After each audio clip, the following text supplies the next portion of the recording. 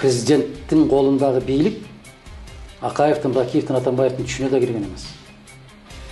Ормонханның да түшіне кірген емес, Жантайдың да түшіне кірген емес. Алымбек Татқанның да қолында мындай билік болған емес. Соты да өзі, башқасы да өзі, өзінен кейін дағы өзі, андан кейінгісі дағы өзі. Эми билген қолдарынан келгендерін қылсын. Мен мысалы көшеге кишилерди топтогон жокмун. Мен аткезчилик жасаганда мен солярка саткан киши эмесмин. Мен бензин саткан киши эмесмин. Көрүп атпайсызбы? 40ка жетпеген парламентте жигиттер отурат дагы, депутаттар отурабыз. 40ка жетпеген. Каттоодон өткөрсө 75. Бакма блогерлери бар. Бакма, бүтүндөй бакма. Анан КТР, ЛТР бар. Анан өкүртө мактайт алар. Анан кечинде карап алып эле кокуу, элдин баары жыргап атса эле Мадумаров эмнеге нааразы, журналисттер эмнеге нааразы. Мен айткан президенттик башкарууда министрлер кабинетинин төрагасы деген түшүнүк жок. Анда аталышы башка болуп калган менен ошол эле өкмөттө отпайбыз. Анан жазып атпайбы? Эгерде ушул убадалар аткарылбаса, Жапаровду кызматтан алат экен.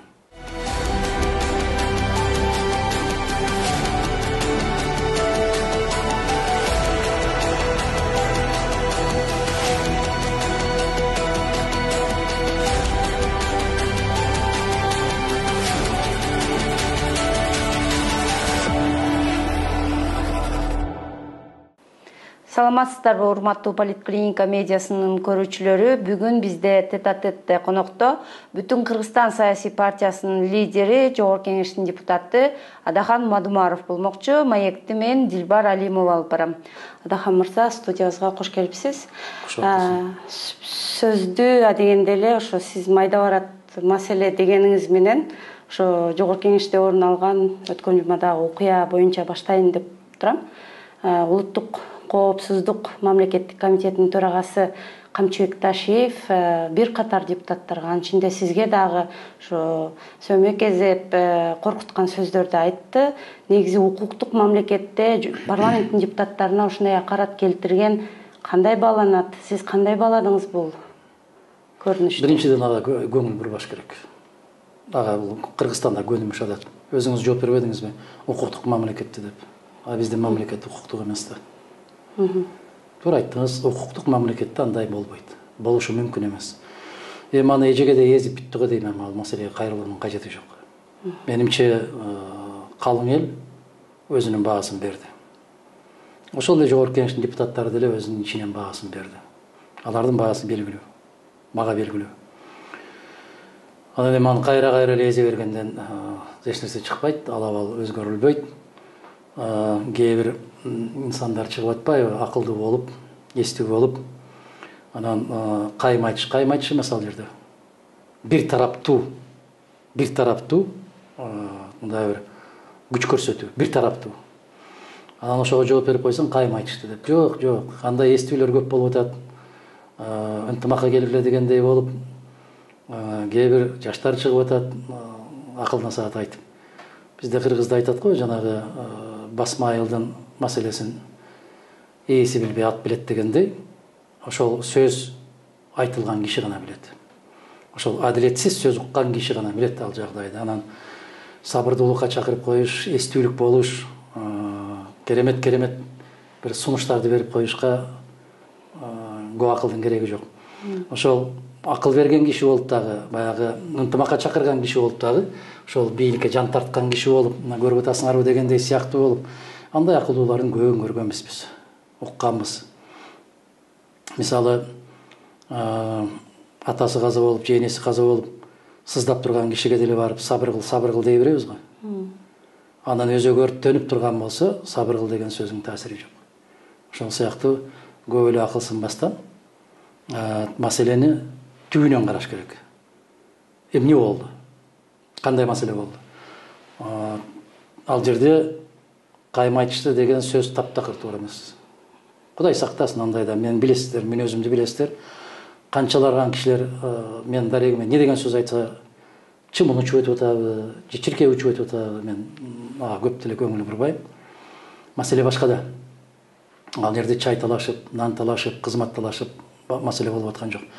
Маселе биздин элибиздин жагдайы. Маселе биздин дыйкандардын көрүп аткан кордугу жөнүндө кетип атат. Анан ушул өтө кылдаттык менен башка жака буруп кетип, чырылдап аткан эл ал жакта калып калды. Аткезчиликке деп каршы деп баягы эки кыргыз айылдын ортосуна коюп алган посттор бул жакта калып калды дагы. Маселени башка жака буруп алды. Атты чапкан бойдон кетти, элдин баары ошонун аркасынан чубап кетип калды да. Кайгы башка жакта. Кайгы ошол бир райондон экинчи районго эң эркин баса албай калган, жүрө албай калган жарандардын укугу жөнүндө болуп атат.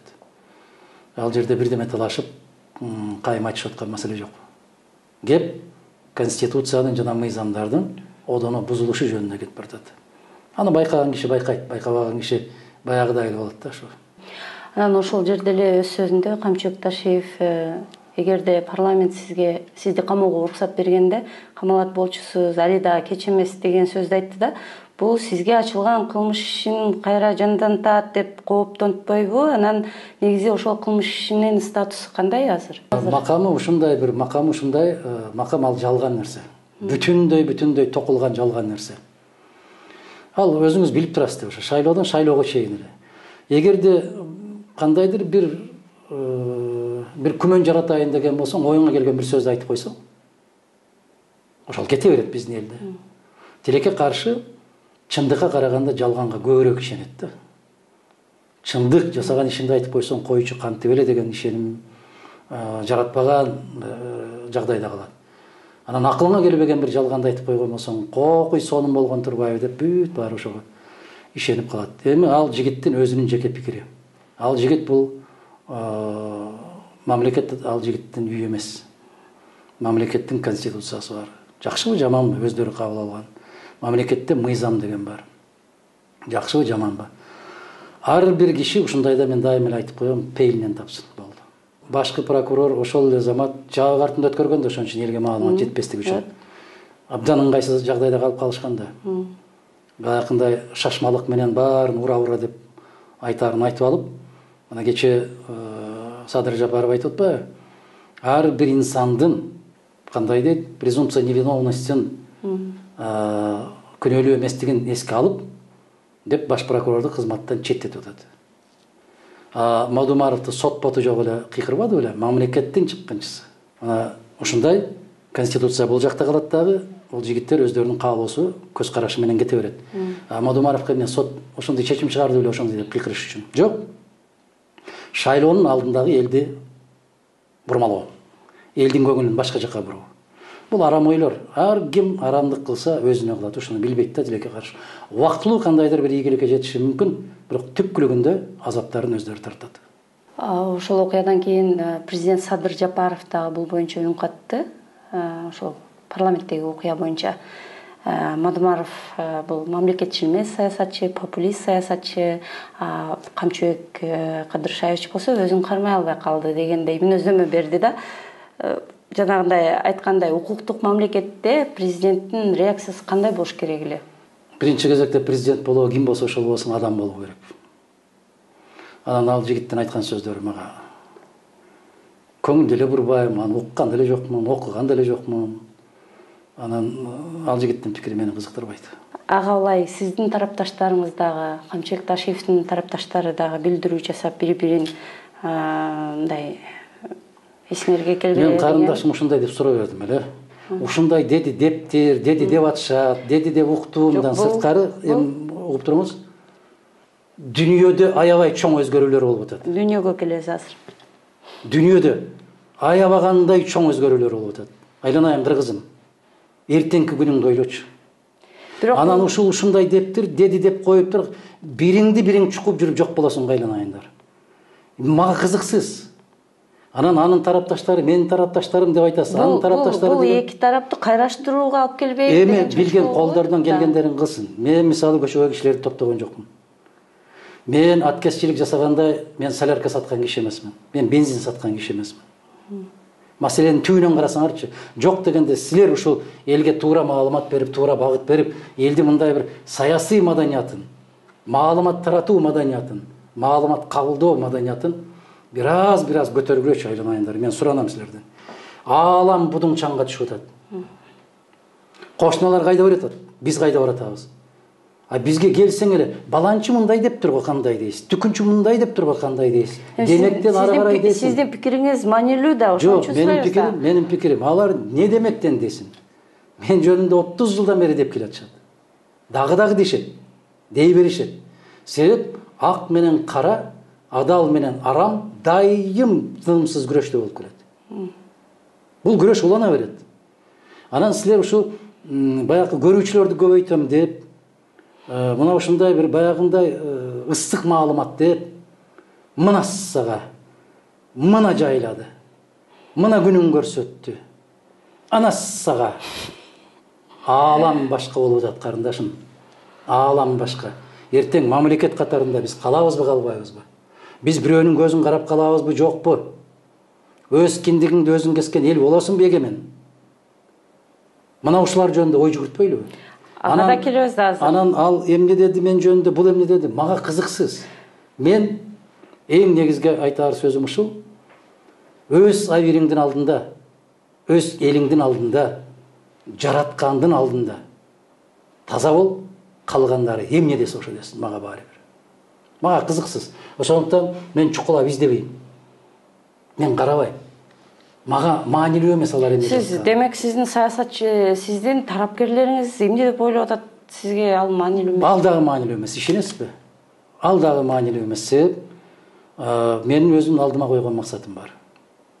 Ага жетүү үчүн кээде бир тууганыңа дагы, балаңа да түшүндүрө албай каласың. Бара берүү керек, баргандан кийин гана түшүнүшөт.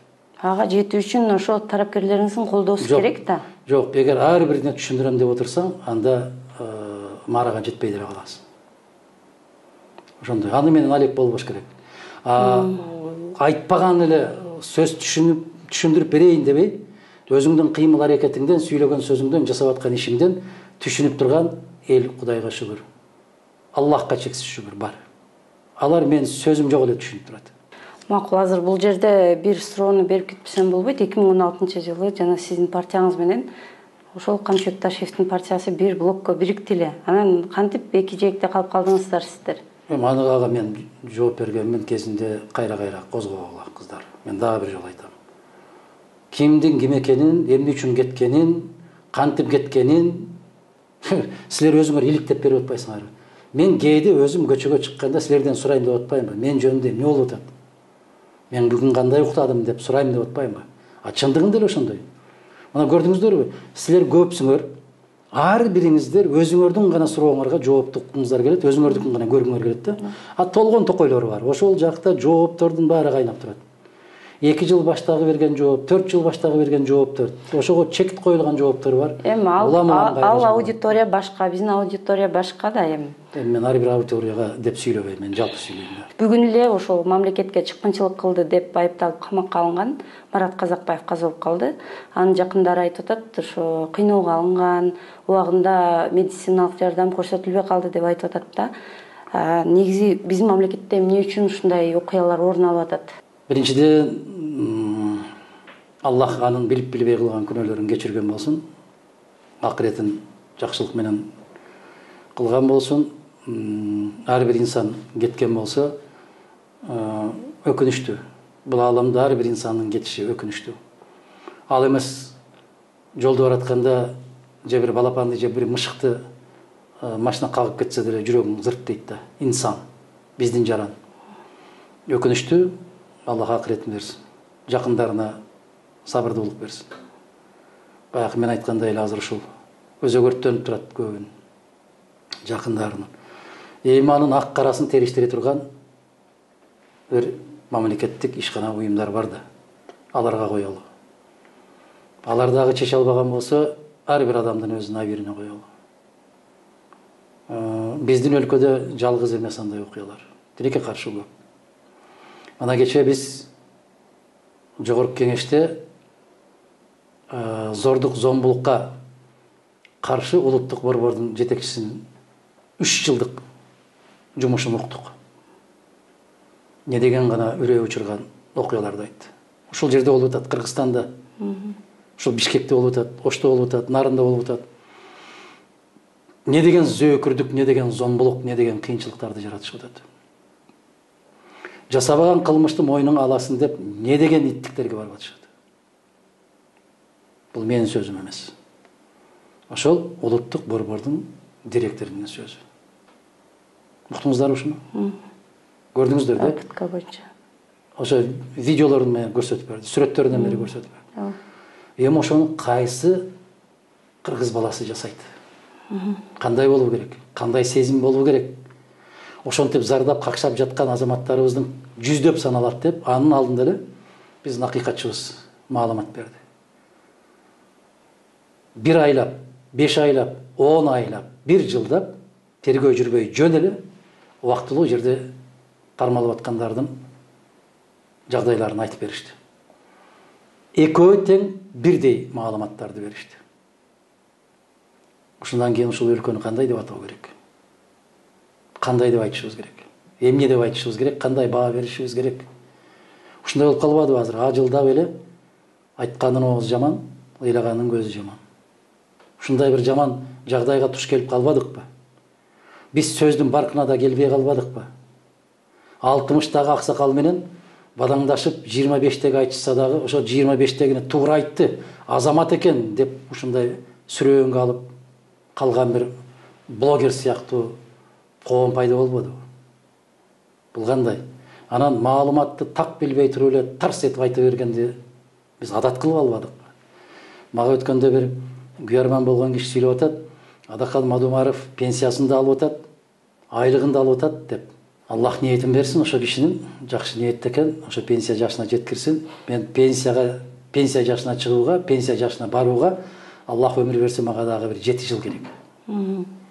Мени көп ойлойт экен да бул киши картайып калганда. Бизде билесиз, пенсияны 63 жаштан алат. Эркектер. Ага чейин дагы мага 6 жылдан ашык убакыт керек. Кудайга шүгүр жашпыз. Ошол күндөргө жеткирсин. Ошол пенсиянын нанын жеген күндөрүн, чайын ичкен күндөрдө Аллах насип эткен болсун.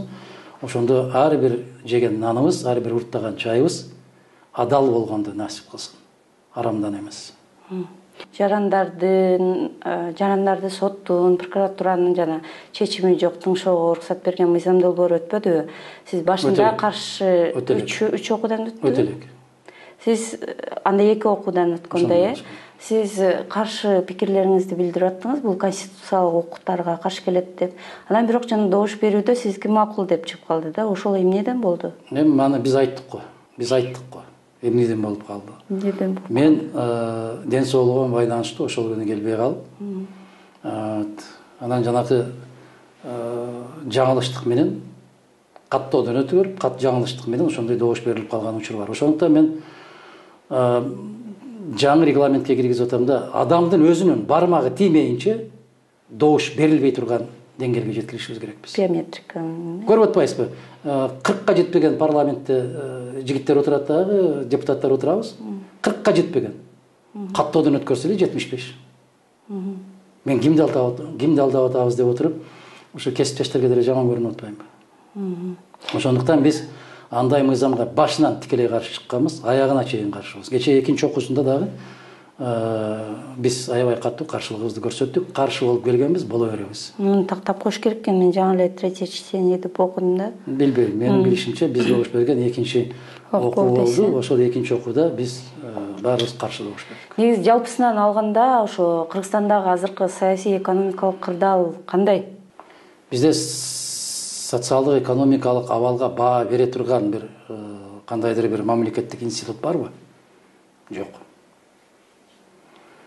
Биз ошол Кудай ошол күндөргө аман жеткирсин, эртең күркүрөгөн күз келет. Биз канча тонна буудай өндүрөбүз? Ошонун алдын ала эсеп кысабын чыгарган мекеме уюм барбы? Менимче жок. Тескерисинче ошол буудай өндүргүлө, буудай өстүргүлө алакандай жер болсо дагы буудай сепкиле, себеп быйыл катаал. Мына кошуна мамлекеттер өзлөрүнөн буудайды чыгарбай коюуга, ун азыктарын чыгарбай коюуга чечим кабыл алышты. Биз кантип өзүбүздү камсыз кыла алабыз деген маселенин үстүндө иштеш керек да.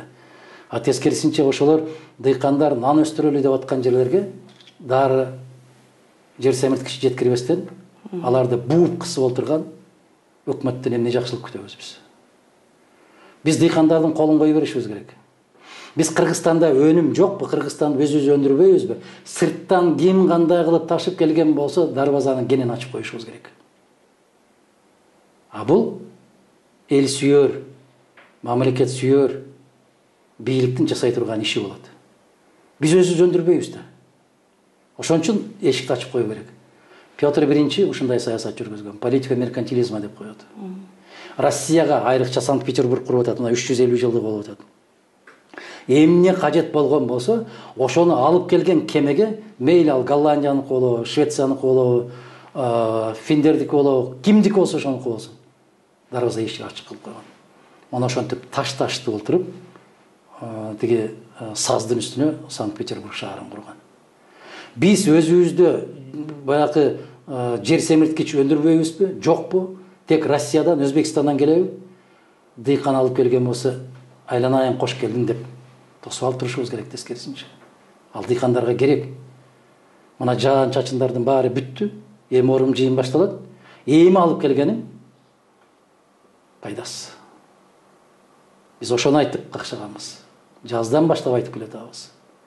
Бирок тилекке каршы жалаң гана жанагы мындай жалган дүйнөгө кирип алды да. Мен Аскар Акаевичте айттым эле да кезинде. Сиз бир өзүңүздүн кичине дүйнөңүздү куруп алгансыз, илимпозда. А илимпоздордун баары кыял кеч да. Кыялданып отурат да, баары керемет, баары укмуш деп. Булар дагы азыр кыял кеч. Бирок булардыкы илимпоздордон айырмаланып, баягы бакма блогерлери бар. Бакма, бүтүндөй бакма. Анан КТР, ЛТР бар. Анан өкүртө мактайталар.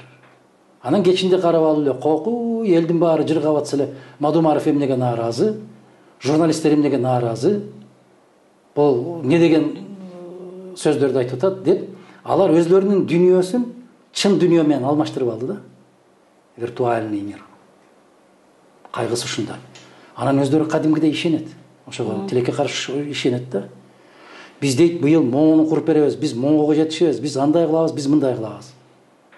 Анан айтып алып, кечинде өздөрү карайт да, ошого ишенет. Бул коркунучтуу, жагдай коркунучтуу. Мына караңызчы, элдин башын айландырып коюш аябай жеңил экен да. Мына биз өткөн жылы дейт, мамлекеттик казнабыз 200 миллиард болсо дейт мисалы да. Аны биз дейт азыр 300 миллиардка чыгарабыз десе, жандагылар кол чаап атат. Болуп көрбөгөндөй өсүш жок. Дилбар айым. Күйүүчү майдын баасы дээрлик 1,5 эседен ашык өстү. Туурабы? Былтыр күйүүчү майдан түшүп аткан салык мисалы 400 миллион сом болсо, быйыл ошол эле күйүүчү майдан түшкөн салык 600 миллион болот. Себеп баа өстү. Бул экономика өстү дегенди билдирбейт. Бул баа өстү. Баа өскөндөн кийин салык өсөт. Салык өскөндөн кийин казнага ошол көтөрүлөт. Биздин элибиз ойлонбой калды да, макул, айлыкты көтөрүптүр, жакшы, казнабыз толуптур, жакшы. Бирок өткөн жылы 1 жыл башта 400 сомго алып жеп аткан этибиз азыр 670 болду го. Кандай дейсиз? Ушундай деп түшүндүрүш керек элге. Биз 1200 сомдон алып аткан бир кап унубуз азыр канча болду? 2500-2700 болду. Бара келди. Эмне өсүптүр? Эмнебиз жыргаптыр? Кайсы казнабыз толуптур? Мына сиз аял кишисиз билесиз. Өткөн жыл ушул мезгилде 1 литр күн карама майын канчага алчылайсыз? Кымбаттаганга чейин 70 сом. Азырчы? Азыр 130 сом, 150 сом. Экесе? Экесе. Демек сен өткөндө 5000 сом айлык алып жашап атсаң, быйыл сен 10.000 сом айлык албасаң жашай албайсың деген сөз. Кандай дейсиз? Анан ушундай эле жөнөкөй эле нерселерди айтып койсоң эле жаман көрүп атпайбы? Анан Мадумаровго эч нерсе жакпайт, тигиндей мындай деп жана бакмаларына жаздырат да.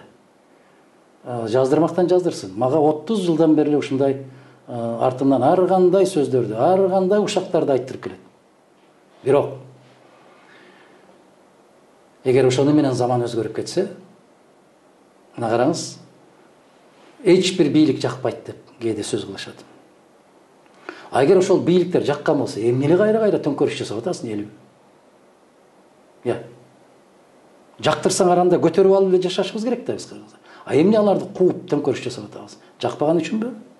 Же бир гана Мадумаровго жакпай атабы? Жок. Мадумаров ошолордун баарын убагында ачык айтып атат. Азыр могу саламаттыкты сактоо министри Алымкадыр Бейшеналиевдин камакка алынышында президент баш прокурорду кызматтан четтетти. Сиз анын мыйзамсыз болгонун айтып, баш прокуратура кала берсе өзүнүн укугун коргой албайт деп айттыңыз да. Негизи ушул көрүнүш бийлик бутактарынын бири-бири менен тирешип атканын түшүндүрбөйбү? Тирешүү менен бийлик бутактарынын ортосунда тиреш жок. Баары эле бир атанын балдарына эле куптап эле ийилип эле турат. Азыркы президенттин колундагы бийлик Акаевдин, Бакиевдин, Атамбаевдин түшүнө да кирген эмес. Ормонкандын да түшүнө кирген эмес, Жантайдын да түшүнө кирген эмес. Алымбек Таткандын да колунда мындай бийлик болгон эмес. Соту да өзү, башкасы да өзү, өзү да өзү, өзүнөн кийин дагы өзү, андан кийинкиси дагы өзү. Өзү прокурор, өзү сот, өзү тергөөчү, өзү баары. Ушундай заманда азыр. Өзү. Анан ушул бошотуп коюу жөнүндө эми баягы басма сөз катчысы жооп берип атпайбы? Ассаламу алейкум. Келдик да келер жерге. Адилет министри кайда? Баш прокурордун орун басары кайда? Жогорку сот кайда? Конституциялык сот кайда? Конституцияда көрсөтүлгөн. Баш прокурорду жогорку кеңештин макулдугу менен гана бошотулат. Ал жерде убактылуу бошотуу деген түшүнүк жок. Бул биринчиден, экинчиден экөөнүн бири-бирине түзүлгөн мамилесине карап деп атпайбы? А мени менен болгон болсо экөөбүздүн мамилебиздин жакшылыгынан козгойбой кылмыш үчүн? Же сиз менен болгон болсо сизди да караш керекпи? Бул акылга сыйбаган нерсе да. Ушул одуно, өтө одуно. Демек, бул деген сөз тиги мага жакын, мен аны көрсөтүп коеюн, мен белги берип коеюн деген гана сөз. Маселе жок башка. Анан өкмөт мүчөсүнө, жогорку кеңештин депутатына баш прокурор түздөн түз өзү козгойт. Иликтөөнү өзү жетектейт. Азыр эми ким жетектейт аны? Эгер ишеним жок болсо, а бул туура мыйзамдан чыгып иликтейт деген болсоң, анда биротоло бошотуш керек. Кеп ишеним жөнүндө болуп атат да, кандай дейсиз? Негизи сиз дагы ошо президенттик башкарууну колдоп жүрдүңүз да, анан азыркы кырдаалдан улам оюңуз өзгөргөн жокпу? Жок, мен айткан пикирди булар сөзмө сөз жаттайт, ошону кайталашат. Ошону көчүрүп алды дагы, бирок аны ишке ашыруу механизмин билбейт да. Аны ишке ашыруу механизми такыр башка. Мен айткан президенттик башкарууда министрлер кабинетинин төрагасы деген түшүнүк жок. Анда аталышы башка болуп калган менен ошол эле өкмөт деп атпайбызбы? Анан жазып атпайбы, айтып атпайбы? Эгерде ушул убадалар аткарылбаса, Жапаровду кызматтан алат экен. Ассаламу алейкум. А Конституцияда жазылып турат. Аткаруу бийлигинин башында президент турат деп Конституцияда жазылып турат. Жапаров турат деп жазган жок Акылбек Жапаров. Жок. Президент турат. Өзү жоопкерчилик тартыш керек. Жеке. Анан жазып коюптур. Эгер ушул иштер аткарылбаса, анда администрациянын жетекчиси кетет экен да. Бул аябай туура эмес, алишемдик. Өтө туура эмес, алишемдик. Анан Конституциядагы кандай абалда кабыл алынганын билесиз да. Ошол кезинде күчүндө турган Конституция одуну түрдө бузулуу менен кабыл алынган. Мунун отурганда эле ээрге кыйшык отурушканда. Бул туура эмес позиция. Мен айткан президенттик башкарууда президент жеке керт башы менен өзү. Өкмөттүн башчысында өзү турат. Эч кандай Жапаров экинчи жок. Өзү жеке, өзү керт башы менен жооп берет. Өзү өкмөттү жетектейт, өкмөттүн курамына өзү жооп берет. Мына ошондо бийлик бутактары кандай болот? Ошол аткаруу бийлигинин башында турган инсанды ким болсо ошону деп аталсын. Эл тарабынан шайланып келген парламент баланс менен кармап турат. Бюджет толугу менен, казына толугу менен парламенттин колунда болот. Эми ушуга улай эле Украинадагы окуяларга токтогум келип атат да. Бул окуялар дүйнө жүзүндөгү күн тартибин өзгөрттү. Ушундай учурда Кыргызстан кандай иш алып барыш керек эле? Алам өзгөрдү. Туура айттыңыз. Алам 24 февралдан баштап өзгөрдү. Түп дүйнө маңызы менен өзгөрдү. Азыр биздикилер айтып атпайбы, көп вектордуу саясат жүргүзүшүбүз керек деп. Жок. Дүйнө ушундай аламдашты. Азыр көп вектордуу болбой калды. Азыр Эки тарап эле бар. эки тарап бар. Же ал жак, же бул жак. Кыргыз мамлекети, Кыргыз элинин, Кыргыз мамлекетинин кызыкчылык үчүн бир тараптуулугу жакшы. Кыргызда керемет сөз бар. Эки тоонун эрименин эңсеген эчки ачкадан өлүптүр деген. Бул деген сөз биздин ата-бабаларыбыз философ болгондо, диплому болбосо дагы алар ушунчалык ойчул, азамат, акылмандар болгондо. Азыркылардын 4төн диплому бар, бирок 4 сөз айта албайт. Караңыз, керемет сөзбү? Эки тоонун эрименин эңсеген эчки дейт. Ошол деген баягы таш түшкөн жеринде оор дейт, дарак бир жерден көгөрөт дейт. Ошол сыяктуу Кыргыз мамлекети, Кыргыз эли бүгүн өзүнүн ордун так аныктап билип алыш керек. Аны үчүн бул мындай деп турган, сен кандай деп жооп бересиң? Сени мындай деп коюп турган, сен кандай деп жооп бересиң? Деп бирин кагыштырып, чагыштырып отурбай, бүгүн акылмандардан ой калчаш керек. Таразага ошол ойлорду салдырыш керек. Караңыздарчы, Россиянын телеканалдарын караңыздар. Таңертеңден кечке чейин ар кандай ой пикирлерин айтыш. Байкап атасыз да? Баягы 60 мүнөт деген көрсөтүүсү, ким каршы деген көрсөтүүсү, чоң оюн деген, большая игра деген көрсөтүүсү, вечер Соловьевым деген көрсөтүү. Бүтүндөй акылмандардын ой калчашы жүрүп атат. Өлкө кандай жолго түшүү керек, бүгүн кандай саясат жүргүзүү керек, эртең кайда барышыбыз керек деп. А биздин Кыргызстанга караган болсоң, паланчы түкүнчө деп коюптур. Түкүндөйдү мындай деп койгон экен, ал мындай деп жооп бериптир. Мына сага биз көтөрүлүшүбүз керек кой. Бирок тилекке каршы бул ой, Дилбар айым, мен сизге кошулам, кыйын. Себеп бүгүн ой калчаган адамдардын бүтүндөй баары жек көрүндү болот. Неге? Себеп бизде бир киши ой калчаш керек, бир киши айтыш керек, бир киши чечиш керек. Анан ошол кишинин айтуусу менен кетиш керек. Сиздин оюңузча ошо кайсы тарапты жакташыбыз керек дейсиз? Россияны эки тарапка бөлүндү да дүйнө. Бул менин жообум эмес.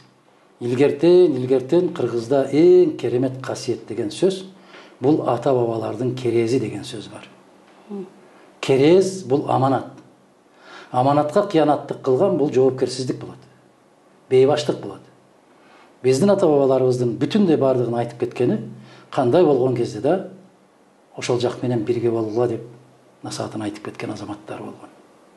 Ойчулдар болгон, акелер болгон, даанышман инсандар болгон, оолуялар болгон. Биз ошол ата-бабалардын керези менен жашашыбыз керек. Ошол жак деп Россияны айттыңызбы? Ооба, Россия менен бирге болгула деп айткан. Бирок Россия азыр агрессордун ролунда болсо, эми ар кимдин өзүнүн көз карашында. Кечеки эле биздин ортобуздагыдай да, бирөө аябай каттуу сокку берди, ага жооп берип койсоң, эки тарап айтышты. Жок, айланай. Андай эмес. Эки тарапты бирдей кароо керек. Сөздүн маанисин билүү керек. Азыркы жүрүп аткан кагылышуулар эмненин себебинен болду? Ошонун түбүн караш керек. Түбүнө эмне жатат? Эмне болуп атат? Кандай болуп атат? Деген маселе болуш керек да. Анан ар бир мамлекет өзүнүн коопсуздугун ар кандай жолдор менен камсыз кылышы керек. Ар кандай жол менен.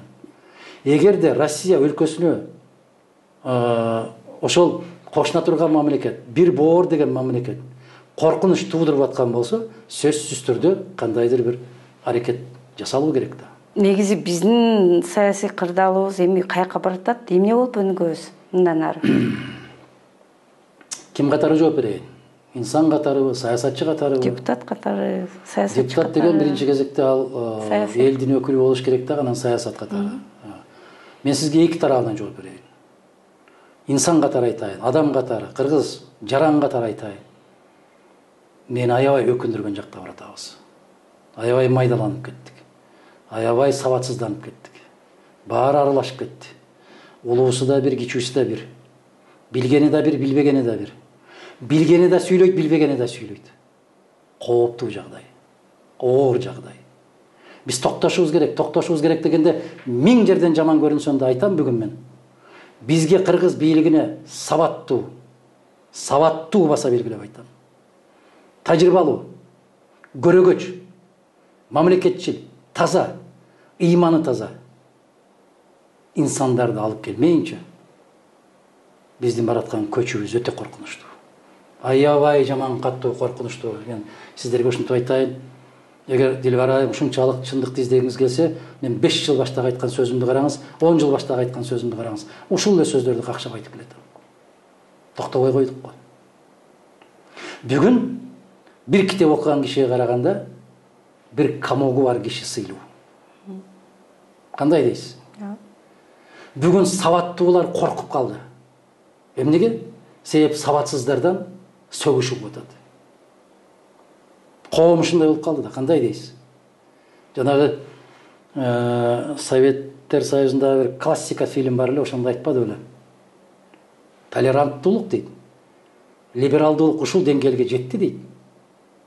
Сен дейт, акылдуу сөз айтпа дейт. Башкалар дискриминация кылат. Башкаларды, ошол сен акылдуу сөз айтып койсоң, башкаларды кемсинтип койгон болосуң. Ошону айтпа дейт да. Деп, ошол мезгилде бир фильм бар эле. Бүгүн биздин турмушка 100% туура келип калды да. Караңызчы. Бир сөз айтсаң эле ыркыраган ушундай бир көп. Голливудтун тарткан фильмдери бар го. Ууланып калат дагы, адамдардын баары бирин-бири тиштеп, жин киргендей болуп калышат дагы. Анан баары эле ушу издеп, ушу ачка калгандай болуп эле уулан элек кишилерди издей берет го. Артынан кууп жүрүп азыр. Бүгүн бизде ошондой болуп атат. Сен биздей ой жүгүртпөйсүңбү? Демек биз сага баратабыз. Мына караңызчы. Кандай деген жапайы заман. Бирок баары бир жалгыз калып калган кезде дагы күрөшө берүү керек. Дагы бир керемет сөз бар. Эч ким көрбөсө да жакшылык жасай бер дейт. Эч ким ишенбесе да чындыктан тайба дейт. Ушундай, ишенбейсиңерби, ал өзүңөрдүн кайгыңар. Деп коюп, чындыктын гана жолунда кете бериш керек. Эртеби кечпи, үмүтсүз жалгыз шайтан. Эртеби кечпи, Кудайга шүгүр. Менде ушундай бир үмүт оту жанып, ал олон күндөн күнгө көчөп келатат. Элибизге чексиз ыраазычылык билдирем. Уже токтонуп, акыл калчап, оң жак сол жагын карап, андай бир изденүүчүлүк жолго түштү. Мына ушул агым, ушул кандайдыр бир кадамдар мага күндөн күнгө үмүт отун жандырат да, кылымдарды карытып жок болбой келген элибиз Кудай кааласа дагы да өзүнүн жолун таап алат, буюрса. Бул инсан катары айттыңыз, эми депутат катары? Депутат катары айта турган болсом, элге жагынып туруп айтышым керек да. Кылым карыткан элибиз бар. Жаман жакшыны ылгап алат. Элден калбаш керек. Бийик болсоң элиң менен бийиксиң. Элден чыксаң кийиксиң деген сөзүбүз бар. Деп укмуштуудай жаттап алышты кээ бир инсандар азыр. Ушундай куюлуштуруп айтат, карап олтуруп өзүң тан бересиң. Бирок сүйлөгөн сөзүң менен көкүрөгүң дал эмес да. Ушундай керемет, байкайсызбы? Жогорку кеңеште карап олтурсаң ушундай сын пикирди айтышат, ал же бул мыйзам долбоору боюнча. Ай, ушул мыйзам долбоор өтпөй калды го, Кудай буйруп жакшы болду десең, добуш бергенде эле карасаң теңирден тескери. Себеп сүйлөгөн сөз менен жасаган иш түк айкалышпай атат. Бул өкүнүчтүү, бул коркунучтуу. Сиз жана азыр айтып өтпөдүңүзбү, бийликке сабаттуу адамдар келиш керек депчи, баса белгилеп. Ошол адамдар кимдер? Сиз кимдерди белгилей аласыз? Эми ушундай десе эле заматта ушуну аны эл калчаш керек. Эл билиш керек, эл өзү таразалаш керек. Илгери эл жакшылары деген түшүнүк бар эле. Улуттун күзгүлөрү деген түшүнүк бар эле. Улуттун каймактары деген түшүнүк бар эле. Бирок ошол каймактардын баары азыр сметана болуп ачып кетти да. Баары аралашып кетти да.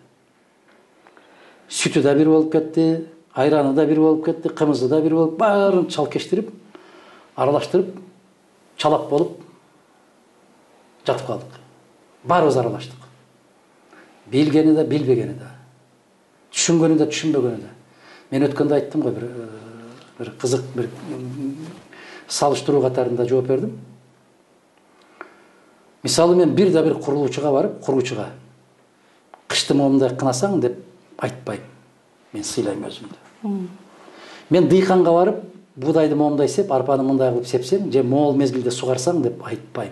Мен сыйлайм өзүмдү. Дыйканды да сыйлайм. Мен бир дарыгерге барып, бычакты момундай карма, кескенде момундай кес, операцияны мындай жаса деп айтпайм, Аллах сактасын, мен ал кишини сыйлайм. Бирок баары биригип келип саясатты да сындайды. Саясаттан түшүнүк жок. Мени келип дарыгери да уктат, дыйканы да уктат. Сиздер да келип уктасыздар. Журналисттер келип алып. Баары уктат да. Анан мен түшүндүрө албай, күчүм жетпей туруп калат. Бирок ал деген саясатчы бардык тармактан да болушу мүмкүн да. Айырмасы ушунда болуп атпайбы? Маселе жок. Маселе жок. Караңыз. Конституцияга добуш берип атат. 3.600.000 киши добуш берет экен. 116 берене бар. Мен кантип добуш берем? 95-си жагат, 65-си жагат, 69 менен 71-чи жакпайт деп кантип добуш берем? Бул бир. Экинчи жагда, эгерде 3.600.000 добушу бар инсандардын 10 эле пайызы болсо, канча болот? 360.000. 10 эле пайызы 360.000 кишини, конституцияны түшүнгөн 360.000 кишини таап бере аласызбы мага? Таба аласызбы? Жок. 1 пайызы канча болот? 1 пайызы 36.000 болот. 36.000 кишини таап бере аласызбы конституцияны түшүнгөн? 0,1 пайызы 3.600 болот. 0,1 пайызы 3.600 кишини таап бере аласызбы мага? Конституцияны түшүнгөн. Кыргызстан боюнча түрөкөдүр. Таба албайбы? Мен сизге каттуу жооп берем, таба албайсыз. Табылбайт да. Түшүнбөй эле добуш беришти. 300 кишини таап бериңизчи. Эгерде биздин мамлекетте 300 киши мамлекеттик түзүлүш, конституциялык укук жөнүндө адис болсо, 300 киши биз өнүккөн мамлекет болот элек. Жакшы өнүккөн мамлекет болот элек. Тилекке каршы бир 15-20 киши бар. Мына биз өтө сабаттуубуз деп отурган мезгилибизде 93-жылы 5-майда кабыл алган конституциябызды дагы Левитин деген келип жетекчилик кылып ошол жазган. Кандай дейсиз? Кайгыбы? Өтө чоң кайгы. 144 миллион калкы бар Россия конституцияга өзгөртүү киргизди. 3 секция боюнча иштеди. Айлап иштешти. Ар бир секцияда мен деген дүйнөгө белгилүү атактуу юристтер иштеди. Адам укугу боюнча бир секция, мамлекеттик түзүлүш боюнча экинчи секция, бийлик ортосундагы жанакы тең салмактуулукту камсыз боюнча бир секция иштеди, эл аралык мамиле боюнча бир секция иштеди. Кудайдын куттуу күнү түз эфирде иштешти. 144 миллион калкы бар Россияда, ошол бир 60-70 киши иштеди. А биздин Кыргызстанда 150 киши топтолуп алып жазышты дейт. Кийинки президенттик шайлоого чыгасызбы? Анан чыксаңыз конституцияны өзгөртөсүзбү? Алла билет. Кеп конституцияда эмес. Мен канчалаган жылдар бою айтып келатам, кеп конституцияда эмес, кеп инсанда. Кеп жеке инсанда. Бирок бийликке келген адамдар эле өзгөрүп кетип турбайбы? Ошол шылтоону таба бересиңер. Аябай каттуу сокко урасыңар, ошол көрүнгөндү мисал келтирип туруп сокко урасыңар. Ошо бийликке келгенде өзгөрбөй турган инсанды тандашты үйлөнүш керек да. Бирок ошол ким дегенде сиз айтпайсыз да? Ким экенин эл чечсин да. Мен айтсам айтасыңар, өзүмөн башка эч кимди көрбөйт деп. Азыр мен бирөөнү айта койгон болсом, барып ошону жеп жок кылышасыңар. Кыргыздарда ушундай да, оозунуп бараткан кишини барып туякка чаап, аны аксатыш керек. Канатын каккыла учайын деп аткан азаматтын канатын кайрып коюш керек. Эми жыйынтыктоочу суроо болсун, бизге негизи президенттин тарапташтары көп жазат да, кечке эле президентти сындай бересиңер, мындай жасаган иштерин деле айтпайсыңар, жакшы жактарын депчи. Сиз да бир жакшы жактарын айтып көрбөйсүзбү? Барбы ушундай жактары? Билесизби, жакшы жактарын айта турган КТР деген бар, ЛТР деген бар, анан мындай бир ар бир областта телекомпаниялар бар, радиолор бар, керемет жетекчи инсандар бар. Алардын жумушу. Алар ошончо нан таап жеп атат. Мен жакшы жагындагы, жаман жагындагы бирдей кылып айтам. Мага баары бир. Акаевна да ушинтип келгенмин, Бакиевна да ушинтип келгенмин, Атамбаевна деле, Жээнбековна деле барына. Көздөрү мени карап, тике карап, бийликте олтуруп, момундай болуп, мен дагы менден башка ким бар деп турган кезинде айткам. Кеткенден кийин айтпайм. Кеткенден кийин айта тургандар аябай көп чыгат. Ошол эле КТР, ЛТР жабылып чыгышат баары. Бул дагы кайгы. Убагында айта албайсыңбы, айтпа. Ошондой. Мактай тургандар өтө көп. Аябай көп. Күн түн дебей иштеп атат. Ушулар бар экен, ушундай болуп атат. Өлкөбүз мындай болуп кетти. 30 жылда биринчи жолу учак келип конду. 30 жылда асфальт төшөлдү, 30 жылда суу чыкты, 30 жылдан жамгыр жаады, чөп чыкты, чөп көгөрдү дегендер көп. Алардын алдында биздин үнүбүз угулбай эле калат да. Кандай дейсиз? Студиябызга келип маек бергениңиз үчүн чоң рахмат. Урматтуу Политклиника медиасынын көрүүчүлөрү, сиздер менен мен Дилбар Алимова болдум. Биздин социалдык тармактардагы баракчаларыбызга жазылууну унутпаңыздар. Саламатта калыңыздар.